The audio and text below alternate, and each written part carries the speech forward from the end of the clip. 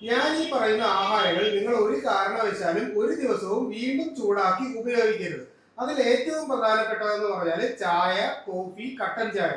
ഈ മൂന്ന് ആഹാര പദാർത്ഥങ്ങളിലും നമുക്ക് കൂടുതലായിട്ട് ടാനിൻ എന്ന് പറയുന്ന കണ്ടന്റ് ഉണ്ട്. അപ്പോൾ ടാനിൻ കൂടുതലായിട്ട് വീണ്ടും വീണ്ടും ചൂടാക്കുമ്പോൾ നമ്മുടെ ശരീരത്തിന്റെ അകത്തേക്ക് എത്തുകയും ഒപ്പം തന്നെ നമ്മുടെ ശരീരത്തിലെ അയൺ അബ്സോർപ്ഷൻ പെട്ടെന്ന് കുറയ്ക്കുകയും ചെയ്യും. അതുപോലെ തന്നെ ഇലക്കറികൾ നമ്മൾ വീണ്ടും വീണ്ടും ചൂടാക്കി കഴിച്ചു കഴിഞ്ഞാൽ നമുക്ക് ദഹന സംബന്ധമായിട്ടുള്ള പ്രശ്നങ്ങൾ ഉണ്ടാകാനുള്ള സാധ്യത വർദ്ധിപ്പിക്കും. പിന്നീട് മുട്ട വെച്ച് നമ്മൾ എന്തെങ്കിലും ഒരു വിഭവം തയ്യാറാക്കിയതിനു ശേഷം വീണ്ടും അത് ചൂടാക്കി കഴിക്കാനോ 1-2 മണിക്കൂറിന് ശേഷം വീണ്ടും എടുത്ത് കഴിക്കുന്ന ഒരു രീതിയോ ഉണ്ടെങ്കിൽ ഉറപ്പായിട്ടും അതിൻ്റെ അകത്ത് ബാക്ടീരിയൽ ഗ്രോത്ത് ഉണ്ടായിട്ട് നമുക്ക് വയറ് സംബന്ധമായിട്ടുള്ള രോഗങ്ങൾ മാറാതെ നിൽക്കാനുള്ള സാധ്യതയുണ്ട്. ഒപ്പം തന്നെ മഷ്റൂം, അതായത് കൂൺ വിഭാഗത്തിൽപ്പെട്ട ആഹാരങ്ങളും ഒപ്പം തന്നെ നമ്മൾ പനീർ, ചീസ് മുതലായിട്ടുള്ള ആഹാരങ്ങളും കോളിഫ്ലവറും വീണ്ടും വീണ്ടും ചൂടാക്കി കഴിക്കുന്നത് നമ്മുടെ ശരീരത്തിന് നല്ലതല്ല.